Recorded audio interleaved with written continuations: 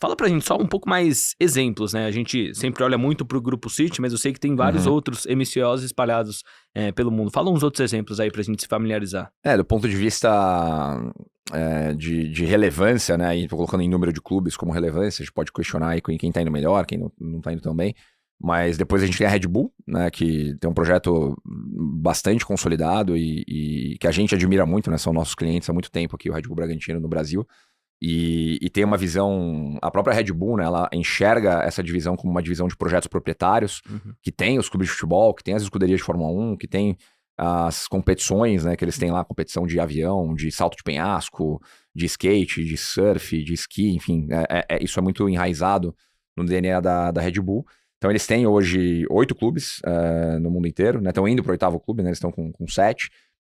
O primeiro foi o Red Bull Salzburg, que hoje tem até uma questão aí regulatória, né, envolvendo a FIFA, que a gente vai abordar também. Aí depois teve o Red Bull Leipzig, o New York Red Bulls lá nos Estados Unidos, o Red Bull Bragantino aqui. Mais recentemente adicionou aí pro portfólio também um clube no Japão, uma parceria com o Leeds United na Premier League, na Inglaterra. Anunciaram recentemente também um movimento com o Paris FC lá na França. Então, o Red Bull vem crescendo muito essa plataforma, né, multiclubes também, chegando aí a 7 clubes, eventualmente 8. Tem um outro grupo que é super né, below the radar, aí, uns caras que são low profile, não aparecem tanto, que é um grupo que chama Pacific Media, que tem 8 clubes no mundo todo. E não são clubes tão relevantes na visão global aí, né, em termos de marca.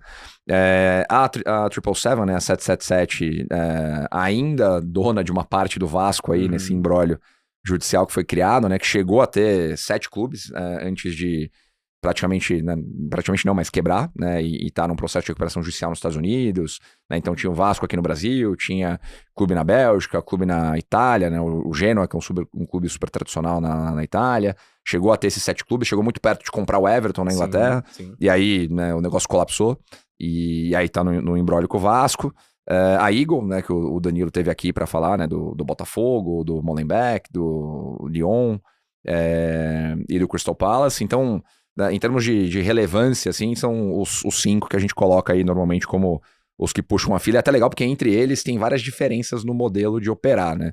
Você olha para o City Football Group com esses 14 clubes, e o Ferran Soriano estava aqui no Brasil semana passada, ele deu algumas entrevistas e falou disso numa delas, né? Falou assim, putz, pra gente é claro que é ultra complexo eu operar um clube na Austrália, um clube no Brasil, um clube, a joia da coroa na Inglaterra, um clube na Bélgica, um clube na França, um clube no Japão, assim, diferenças culturais extremas, diferenças de produto futebol extremas, né, de dinâmica de competição, de formação de atletas. Então, assim, é claro que muito do desafio que a gente conversando com esse pessoal, a gente ouve, né, é sempre você conseguir integrar a estrutura, porque naturalmente o diretor de futebol do Melbourne City, que é o time deles na Austrália, ele tem a vida dele. Fala, cara, eu tô tocando meu negócio aqui, meu desafio eventualmente é não cair, meu desafio é ganhar e classificar pra Champions League, né? O desafio do Bahia é totalmente outro. O desafio do City é ganhar tudo todo ano no máximo de performance. Então, tem uma complexidade grande de você conseguir, numa visão de holding, né, de grupo, ter essa cultura muito bem alinhada entre todas as equipes do grupo. Mas em termos de principais aí, MCOs que a gente tem hoje, são esses 5 aí, né? O City, a Eagle, Red Bull, Pacific Media e o 777, que tá nesse imbróglio aí em vias de desmanchar, mas a gente não sabe exatamente o que vai acontecer ainda. O Pacific, eu confesso que eu nem conhecia, então são 8 times, né, que ele tem, então é um assunto que realmente ainda não é tão falado, mas com o passar do tempo vai ser cada vez mais dito. E Pedrão, traça pra gente um pouquinho como é que foi a curva de crescimento no grupo, no número de MCOs, né? Que começou lá em 2008, você trouxe esses que são os com mais times, mas também tem muito grupo MCO que só tem 2 times ou 3 times. Então fala um pouquinho pra gente como é que foi essa curva, até pra galera em casa entender a velocidade de crescimento que tá esse mercado. A gente sempre fala também, né, que a forma de fazer futebol mudou no Brasil, ponto final, mas ela mudou no mundo todo. Sim.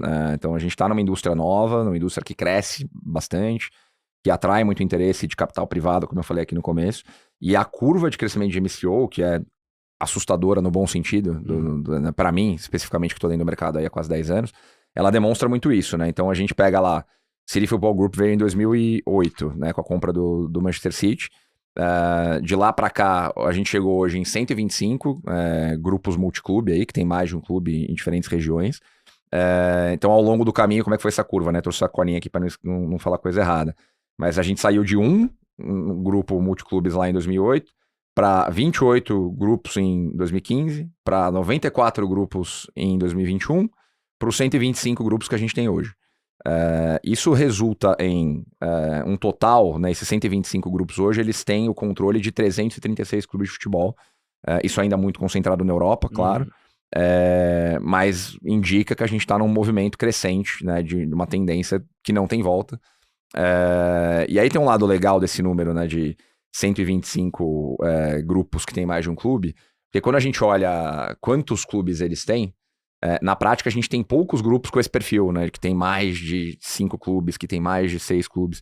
Então hoje, majoritariamente, se a gente olha aí, né, separando o joio do trigo, 80% desses 125 clubes tem 3 clubes ou menos. Isso acontece por uma série de razões, né? As duas principais aí, primeiro que o cara tá começando a implementar a estratégia agora, e aí entra essa atividade econômica que a gente falou no começo, né? Muita compra e venda de clube acontecendo no mundo todo.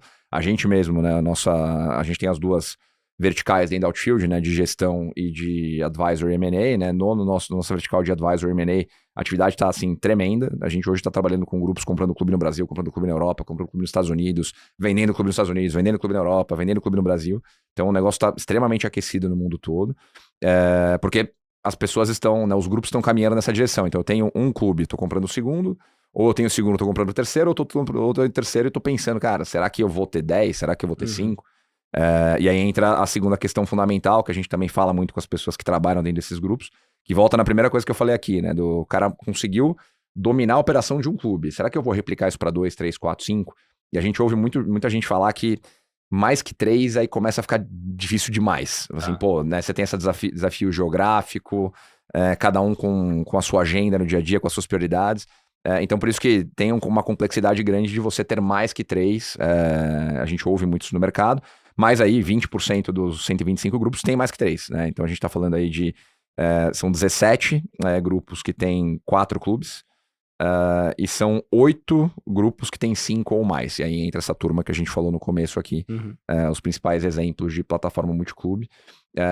E aí né, a galera pode estar pensando, legal, né? O número está crescendo pra caramba, o cara está alocando capital, ele entendeu que, conseguir dominar a operação de eu vou tentar dominar a operação de 5, 7, 10, mas por que ele faz isso? Né? Qual que é a justificativa principal dele comprar mais clubes, além de, claro, né, olhando pela ótica de alocação de capital, entender que a tese faz sentido, por que ele escolhe ativos em específicos países e teses? Né? Primeiro tem a questão de economia de escala, de você ter um back-office operacional que pode atender mais de um clube, né? Isso é aquela coisa de empresa que faz M&A, né? Faz aquisição de outras empresas. Tem a tal da sinergia operacional. Então, se o Market Makers compra o Sports Market Makers, é uma equipe só, né? Eu não preciso ter 2 produtores, eu não preciso ter 2 editores, eu tenho, por hipótese, eu consigo cortar custo, eu consigo tornar a operação mais eficiente, eu consigo ter troca de expertise e aprendizado, né? Então, o que o Marcelo aprende fazendo o Sports Market Makers, ele pode passar pro Josué, pro Thiago, no que eles fazem no Market Makers, trocar experiência, qualificar o produto, etc. Então tem a questão da sinergia operacional e a troca de aprendizado o tempo todo. Tem a questão da diluição de risco, né? Então, se eu estou olhando na ótica de investidor que precisa montar um portfólio, eu falo, eu concentrar todos os ovos na minha cesta, né, do Manchester City, faz sentido? Pode fazer sentido, mas, será que eu botar um ovo no Bahia, um ovo lá na Austrália, um ovo no Japão, para eu poder ter esse risco diluído e poder participar do crescimento da indústria no mundo inteiro, também não faz sentido? Né? Então, é um outro ponto importante, ter esse acesso a novos mercados. E tá posicionado, e a gente ouve isso muito principalmente de investidor estrangeiro, porque aqui no Brasil a gente tá cedo nessa curva, de comprar barato, né? Então, tô olhando para um mercado que eu acredito que é o principal mercado de entretenimento do mundo, né? O futebol domina a atenção aí né? A gente fala sempre da história da Copa do Mundo, né? Que a final da Copa do Mundo de 2014 foi o evento esportivo mais assistido de todos os tempos, são 1,5 bilhão de pessoas assistindo. Então, isso mostra a magnitude da modalidade no mundo todo. Então, participar do crescimento desse negócio no mundo todo ainda tá barato na perspectiva, de novo, desse alocador de capital, que é um cara que aloca em dólar, aloca em euro, tá olhando um ativo que envelhece melhor no longo prazo. Não à toa, né? A gente viu o exemplo da LFU aqui, que captou investimento com fundos de private equity, numa negociação de 50 anos. Né? Então, os clubes venderam um percentual dos direitos de transmissão deles num contrato de 50 anos. Então, esse cara está olhando para essa perspectiva de longo prazo e a gente sempre também posiciona isso, na nossa opinião, uma negociação que, na ótica desse cara, foi barata. Né? Primeiro que ele tem favorecimento cambial nessa história e segundo que o Brasil está no começo dessa curva. Então, como funciona bem essa indústria de equities no mundo todo, você tem a possibilidade de comprar bem, apostar no negócio e capturar valor, né? Comprar barato no começo e capturar valor ao longo disso. Então, do ponto de vista de vantagens aí que essa turma olha para acelerar o crescimento dos MCOs, a gente enxerga essas vantagens aí principalmente. E aí, para amarrar esse deep dive aí nesse ponto específico, né? Para o pessoal ter uma noção, hoje nas top 5 ligas europeias, né, do que você colocou aí, que teve essa movimentação econômica tremenda, a gente está falando que 42% dos clubes entre Premier League, Bundesliga, Série A italiana, Liga 1 na França e La Liga, 42% são parte do MCO. Então a gente está quase na metade, né, desse movimento de consolidação na Europa.